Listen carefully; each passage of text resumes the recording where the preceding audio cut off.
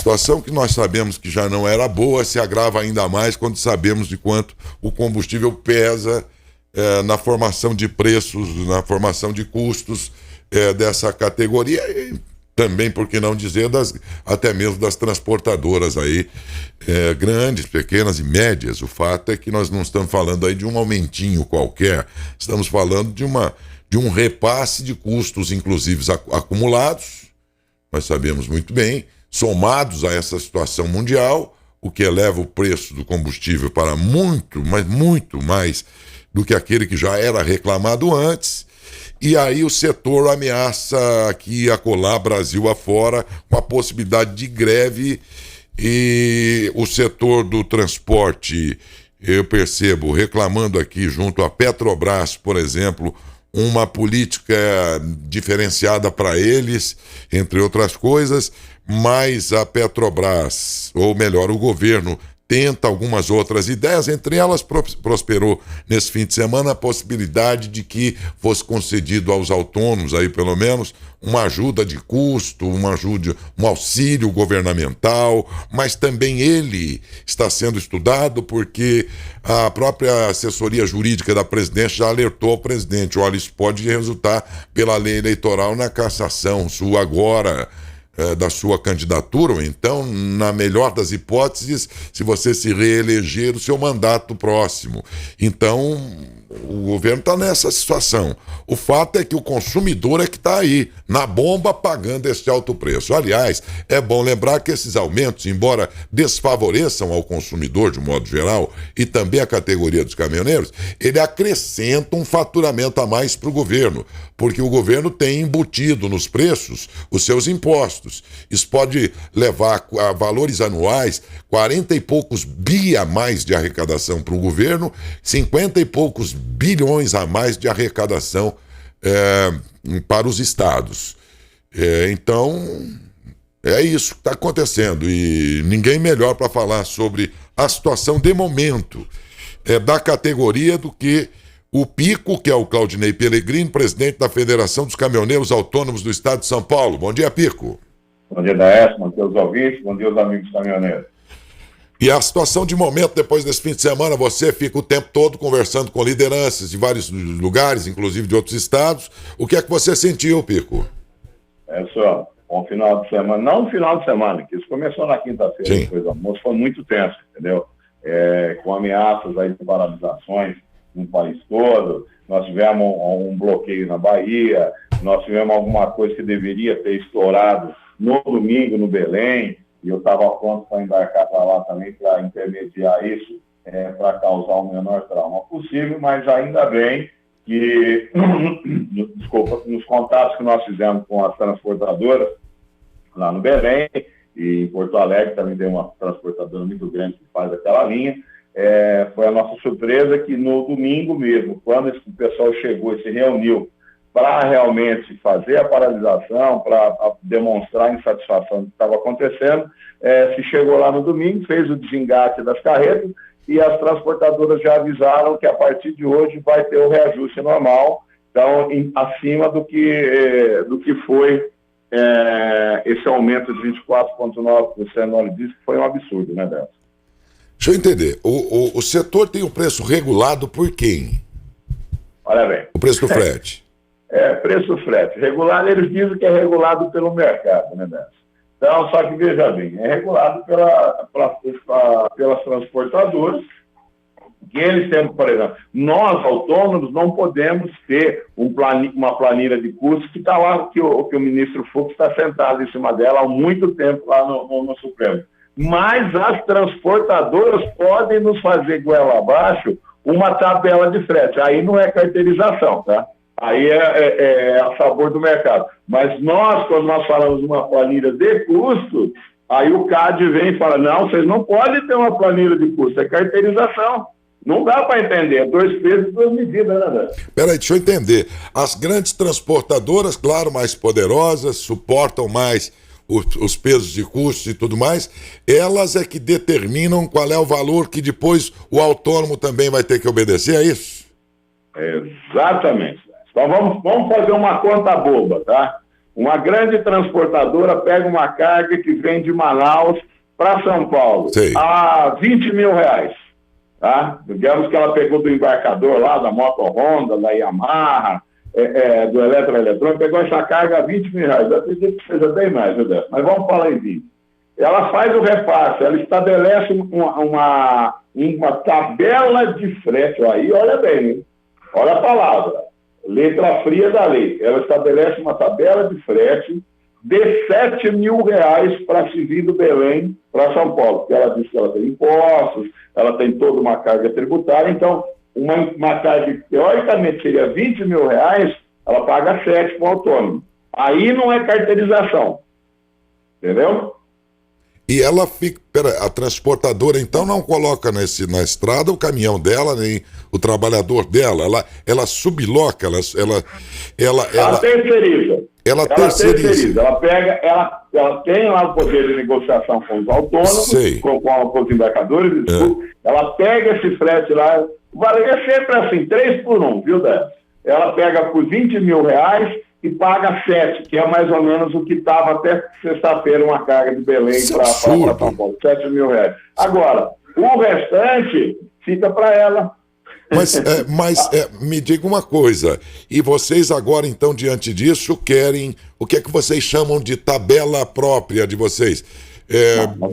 Não, o que nós queremos, já faz muito tempo, nós já até discutimos aqui, sobre a planilha de custo que está lá no Supremo Tribunal, que o ministro Fux sentou em cima dela e não diz que é constitucional, nem diz que é anticonstitucional, entendeu? Então nós precisamos saber, para que a gente realmente possa chegar nessas transportadoras, porque a minha opinião é essa, nós já fizemos conta de tudo quanto é jeito.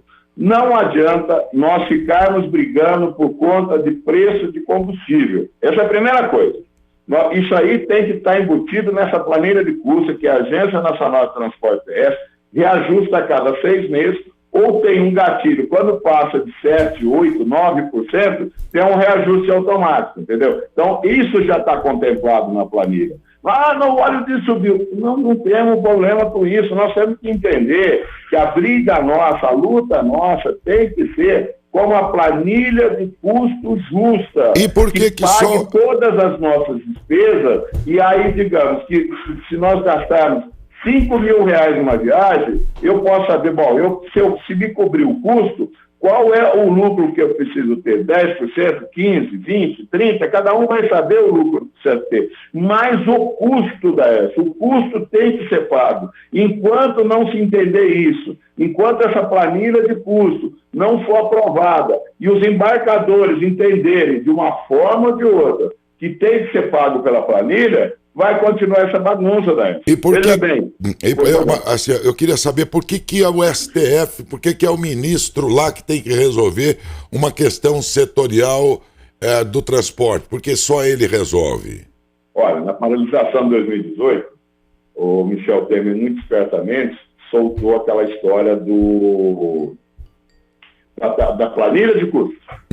Okay? Então, aí se tinha um referencial para se fazer o frete, que estava se puxando aí abaixo do custo. Se gastava 5 e se pagava 4 para fazer o mesmo transporte. Então se soltou a planilha de custo. Aí as grandes empresas, os produtores de grãos, embarcadores, grandes produtores de grãos, judicializaram junto ao Supremo Tribunal Federal, dizendo, é inconstitucional, vocês não podem ter uma planilha de custo, porque isso é carteirização, o frete tem que trabalhar o sabor do mercado. Ok, mas eles, enquanto embarcador, eles, enquanto transportadora, simplesmente têm uma tabela de frete, aí a tabela, não é planilha de custo, nós temos que entender isso. Nós estamos lutando por uma planilha de custo, e a transportadora tem o quê? Tabela de frete, aí é carteirização, mas aí o CAD não entra, aí o Supremo, o seu ministro Fux não fala nada, e nós empurram esses valores goela abaixo do caminhoneiro para que ele faça o transporte e enriqueça ainda mais esses embarcadores, que essas transportadoras ganhem ainda mais em cima do coitado do caminhoneiro, que está chegando num ponto, Décio, nós não vamos precisar fazer greve para parar. Nós vamos parar não porque a gente quer, é porque nós não vamos conseguir mais fazer transporte. Porque muitos que estavam carregados de quarta para quinta-feira, não vão conseguir ou não conseguiram. Tem muitos motoristas que me ligaram que o que ele tem saldo a receber não vai pagar o óleo diesel que ele tocou abastecer na estrada para entregar a mercadoria, né? Agora, se o ministro Fux decidir essa parada a favor de vocês, dá até para pagar esse aumento do combustível, por exemplo. Então, o aumento do combustível não é o fator gerador do descontentamento dos caminhoneiros nesse momento, ou não é o principal, pelo menos? Veja bem, quando nós não temos uma planilha de custo, tá? Olha, a planilha de custo contempla o quê? Óleo diesel, desgaste de caminhão, hora trabalhada, salário de motorista. Tem toda essa planilha de custo, contempla todos os custos fixos de uma viagem e os custos variáveis, que o óleo diesel. Isso está contemplado. Ela é ajustada a cada 6 meses. E, num certo gatilho, se aumentar o valor do óleo diesel todo mês, ela contempla isso. Mas e o pedágio? O pedágio já tem uma lei federal que obriga o embarcador a dar. Mas a transportadora não paga. Denuncia a transportadora. Por quê? A multa pelo não pagamento do vale pedágio não é o valor do pedágio, é o valor do frete em dobro. E muito caminhoneiro não sabe disso. Agora, fora isso, e por conta disso, o que nós temos hoje é uma frota de caminhões, na média, velha. 45 anos. Velha, caminhão velho, na média. Exatamente. Eu sei que muitos vão dizer, não, eu vi de vez em quando você vê uns caminhãozão, aquilo lá é empresa poderosa e tal. Eu tô falando, na média, os caminhões estão velhos, passíveis de acidentes, que significa prejuízo, significa coisa grave contra o motorista, mas contra a gente também, porque esse caminhão tá cruzando com a gente o tempo todo por aí. Você pega uma situação, por exemplo, de muita gente que para viver mal, tem muito caminhoneiro aí que tem que rodar 18, 20 horas por dia. Esse cara não pode fazer isso. Ele dorme uma hora dessa, pô. O caminhoneiro americano só pode rodar 11 horas. E ele é fiscalizado por radar, cada caminhão. O cara roda 11 horas e é obrigado a descansar 13. Ele é obrigado a ficar com o caminhão parado. Ele não pode circular com esse caminhão por 13 horas. Agora aqui, você tem o cara tomando aí uns... Como chama aqueles negocinho de birita? Birita não. Rebite. Rebite. Porque se o cara não rodar 18 horas, ele não sustenta os moleques lá em casa, gente. É esse o Brasil que nós estamos vivendo. Dael, eu vou ter que te corrigir, você vai me desculpar. Desculpe, se eu estiver errado, me corrija. Você vai me desculpar, o caminhoneiro não roda 18 horas por dia. Tem caminhoneiro rodando 72 horas, sem dormir. 3, 4 dias para entregar uma mercadoria, que a transportadora obriga ele a fazer o horário. Carregou aqui na segunda, quarta-feira à noite, você tem que estar no Belém, viu, meu amigo? Se vire. Então, veja bem que absurdo isso, velho. Aí o caminhoneiro é obrigado a tomar o tal do rebite, aí esses caminhões aí com mais de 45 anos que vivem quebrando, tá? Dando a manutenção absurda de cara, e nós não temos. Já se falou muito em plano de renovação de frota, só que aquilo que existiu lá atrás só serviu para empresas.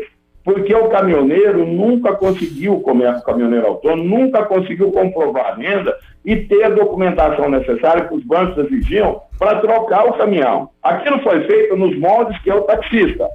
Você vai tirar um carro zero, sem IPI, sem ICM, toda essa garantia sua, e você, por 5 anos, você não vai poder vender esse caminhão, senão você não pode comprar outro. É o que acontece com o taxista. Agora, no nosso caso, as exigências foram tantas que o caminhoneiro não conseguiu trocar a frota e continua com o seu caminhão sucateando ano a ano, causando acidente, gastando mais combustível, poluindo mais. Infelizmente, não se exige ou não existe um plano de nenhum dos governos, passados, presentes, espero que os futuros tenham, um plano de renovação de frota, mas que contemple o autônomo.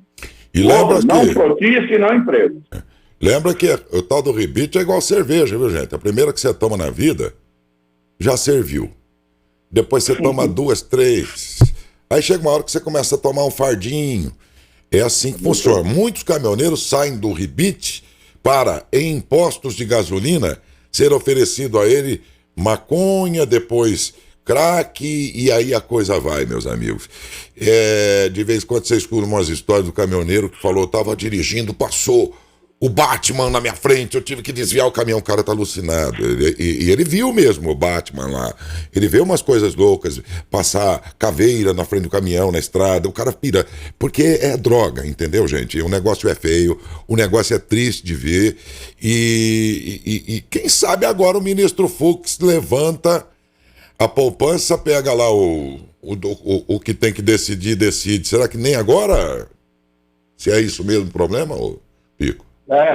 Posso lhe ser mais? Está só nós dois, né? Não tem mais ninguém para ouvir. Né? Não, aqui só tem uma região inteira, mas é só a torcida do Corinthians, do Flamengo. É uma audiência enorme, mas fala baixinho que eles não escutam. Vamos ver. Eu sei. Você acredita piamente que uma matéria que tem uma repercussão tão grande, e quando eu falo repercussão, é financeira, tá? Vai ser votado, ou vai ser deferido ou indeferido em ano político? Eu não acredito. Isso já vem se arrastando desde 2019. Não vai ser, não acredito que isso aconteça. Simplesmente ele tem que deferir ou indeferir. Está criando um passivo em cima dos processos que tem lá trabalhista, ele nem sonha. Ou sonha ou não quer. Porque, infelizmente, os membros do Supremo Tribunal Federal estão acima do bem e do mal, eles estão acima da lei. Eles decidem quando querem, como querem e se querem. O resto é problema da população, não é problema deles. Ô Pico, esse fim de semana... que a lei da bengala seja votada esses dias e se pelo menos se aposente 9 desses 11 que estão lá. Ô gente, que coisa irônica, né? O aumento do combustível, só hoje me ocorreu isso que eu não tinha pensado. Falei, peraí. Aí hoje cedo eu fui levantar uns números aproximados lá. Você vê que coisa irônica, né? Como a coisa é cruel. Porque esse aumento vem sob o argumento, e não é mentira também, de que tudo isso vem acrescentando-se aí o custo da cotação mundial do petróleo por causa da guerra. Tudo isso é verdade. Mas eu fiquei pensando, peraí, esse custo vem pra gente. Aí eu fui ver, dos 22% que vai de impostos, esse peso que está vindo para a gente, esse alto preço que está chegando aqui para a gente, e no caso dos caminhoneiros aí também, ele, na verdade, é um aumento da arrecadação do governo também junto.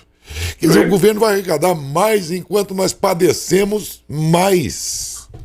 É muito irônico isso, é muito surreal isso aí, ô Pico. Senhor, veja bem, existem algumas coisas que a gente tem que... Às vezes a população não entende. Por que se aumenta o combustível toda semana? Porque lá atrás, o senhor Michel Temer, ex-presidente, assinou uma lei chamada PPI, Programa de Paridade Internacional. O que é isso?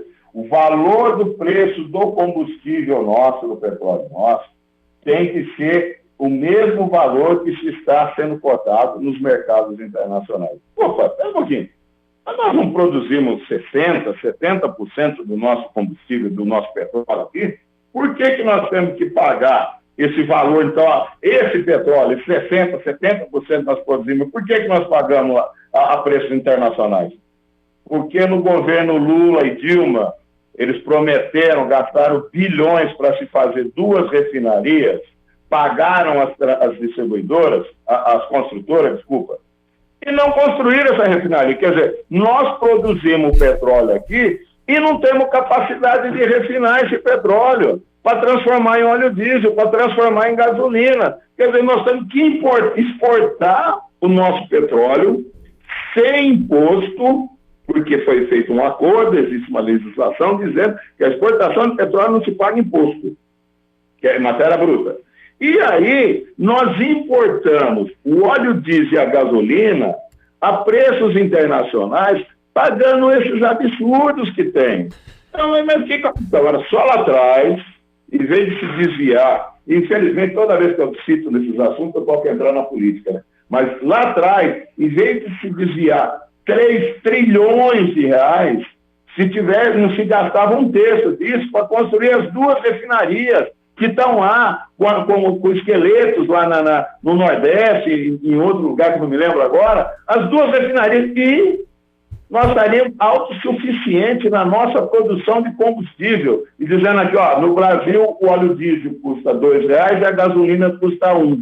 E ninguém ia poder falar nada. Mas, infelizmente, a má administração nos levou a esse caos. Né? Agora, ontem, esse fim de semana, o presidente debruçou junto aos ministros lá e tal, sobretudo com o Guedes, na ideia de oferecer uma ajuda, um auxílio aos caminhoneiros. Não sabem ainda de quanto nem de onde viria este dinheiro, mas seria uma ajuda para os caminhoneiros, mas ao mesmo tempo a assessoria jurídica do presidente falou, pelo amor de Deus, presidente, não faz isso, que isso aí vai caçar o teu mandato, porque o senhor não pode, em período eleitoral,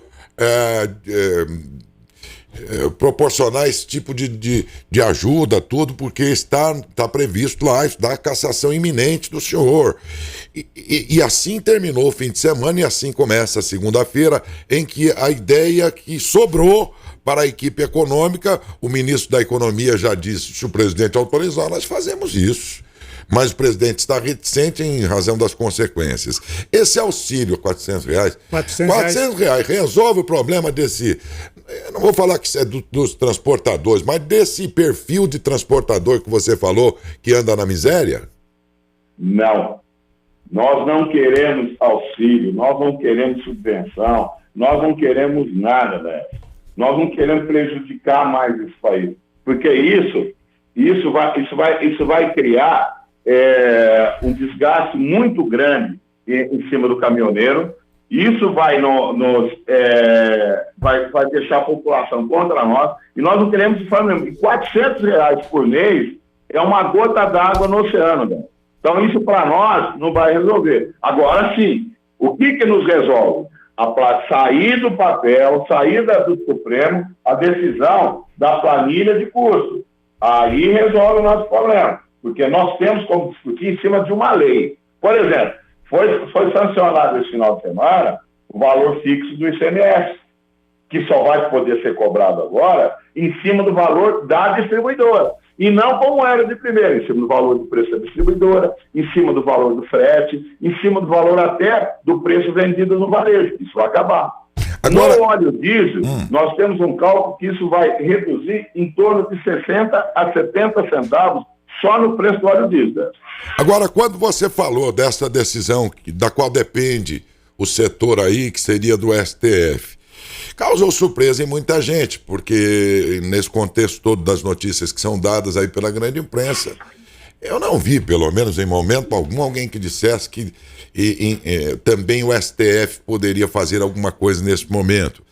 E não era pouco, pelo que você está dizendo aí, se esta decisão, se dela resultar favorável a vocês, já resolve todo o problema, não é pouco o que o STF pode fazer. Mas eu não vejo a grande imprensa cutucando e cobrando o STF nesse contexto, meu caro Pico.